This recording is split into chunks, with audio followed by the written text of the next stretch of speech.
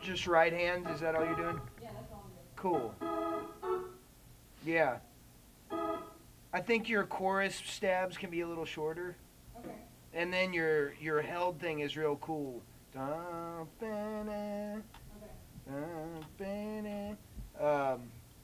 So yeah, I think it's just pad the verses, stab the choruses, except for in the section. Cool, let's hear it like that.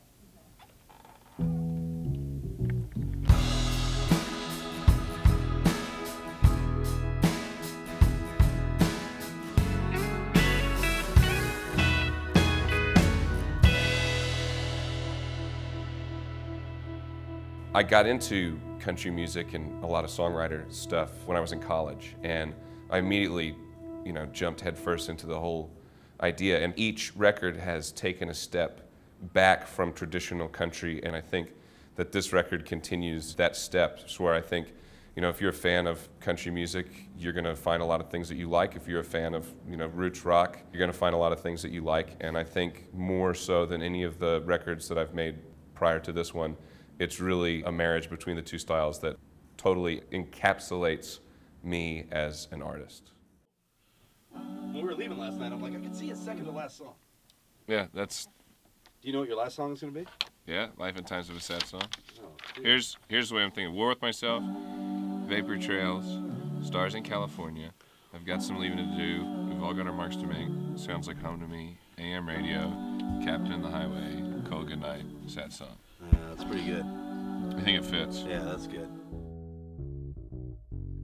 This album is a little different from the other records that I've put out in the fact that each one of those have been a step forward for me, I think personally and musically, and this record continues moving forward. I think it's the most mature thing that I've released.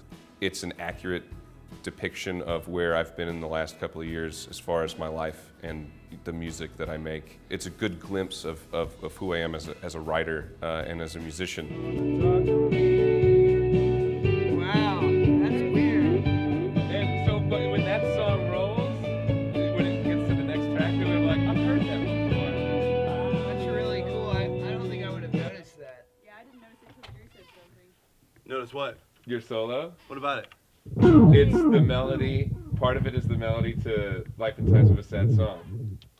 So it's awesome. So it's so subtle, but like it'll be the thing Like theme-wise, it fits. Right, so, but that's the next song, so they'll hear that melody and be like, God, that melody sounds so familiar. Where have I heard that melody before? All right, cool. It must have been in my subconscious. Because you woke up this morning, you said I dreamed the solo. Yeah, that's true. And we've been working on the solo.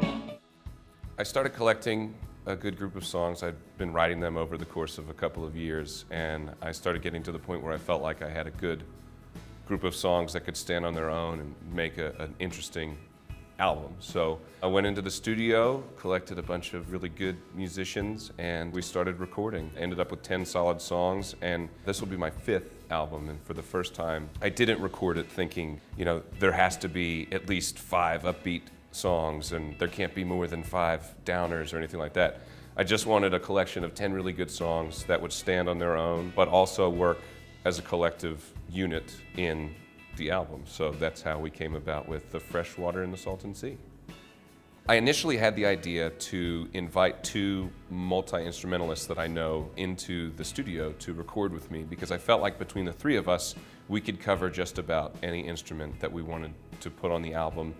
And there would be a few instruments that we'd call someone else into play, but for the most part we could get the bulk of the recording done between the 3 of us. Alan Goodman is a New Braunfels-based singer, songwriter, guitar player, played almost all the drums on the album, played most of the guitar work that I didn't play. And then I brought in my friend Stephanie Briggs, who's a great singer-songwriter in her own right, great keyboard player. She played the bass on most of the songs. We all sang harmonies together and really collaborated to make what I think is a really, really unique and special album. There's a lot of records that are made where you bring in 20 or 30 different players, and the record turns out fine, but you can tell there's a lot of people involved in the recording process. And on this record, I wanted to keep the recording process simple and keep it intimate and have as few people play on the album as possible so that it was cohesive from the beginning to the end. We recorded it at Ramble Creek Studios in Austin. It's owned and operated by a really talented engineer named Britton Beisenherz, and I've recorded a couple of albums there. Keeping it small made the record more intimate and more uniform and recognizable from the front to the back. And I really am happy with the results of how it all came together. Here we go. You know what I mean? I don't know how you do that as an organ player, but you know the sound I'm talking about? We just did This The slide slide. thing. Yeah. yeah. Should we do a whole nother pass or fix that one? I don't know, what do you think? I like that pass. Me Do you feel too. more comfortable with it now that you've played it more? Or should we just fix it? I say we should fix it. Okay. I had this group of 10 songs that I felt really close to, but I also felt like I had the opportunity to let people see how those songs come into being. So I decided to do that by writing a work of fiction about the 10 songs. And basically the concept behind the book is you follow this songwriter as he tours out west over the course of a couple of weeks, and you literally get to see what his life is like on the road. And then after every 5, 6 chapters, then you have the lyrics of one of the songs that are on this album. You get to see what he sees and experiences, and then you get to see what the artist makes of those experiences. So I felt like working in fiction gave me the freedom to write the book how I wanted to write it, rather than having it tied to only my experiences and my station in life, and really give people an entertaining look into how the thought process is for me or for other people like me who write songs and who make music, and hopefully make it an entertaining look into what it is that we see or hear or experience, and then how that gets turned into a song. I've always subscribed to the school of thought that as soon as you write something, the first thing that you need to do is to play it live. I read a great quote by Willie Nelson talking about Hank Williams Sr. Hank was never able to separate the sadness and the emotions that went into Hank's songs. And every time he got up on stage, he relived those painful, heartbreaking moments again and again and again. And that's the type of thing that drove him to drink himself to death. And I value the idea that when you write a song and when you play it for the first couple of times, that song's yours. And then as soon as you play it for someone else in a public setting, that song's not yours anymore, it's theirs.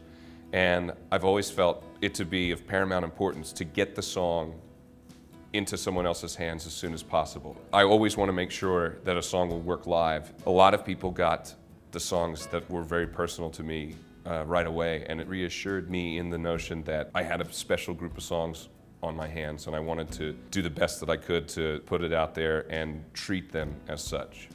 I'm really happy that this record came out with a wide variety of styles of songs. There's a lot of mellow stuff, there's a lot of upbeat things. I wanted to make a record that if you just bought the songs individually, the songs would stand up. But then if you put the songs together, as I present them in the album, then it works as a cohesive album. I wanted to be mindful of how people consume their music, while at the same time letting the creative process take its place and not, force it in one direction or another just because I felt like I needed the songs to be something that they weren't going to be. And it sounds like home to me. It sounds like home to me. It sounds like home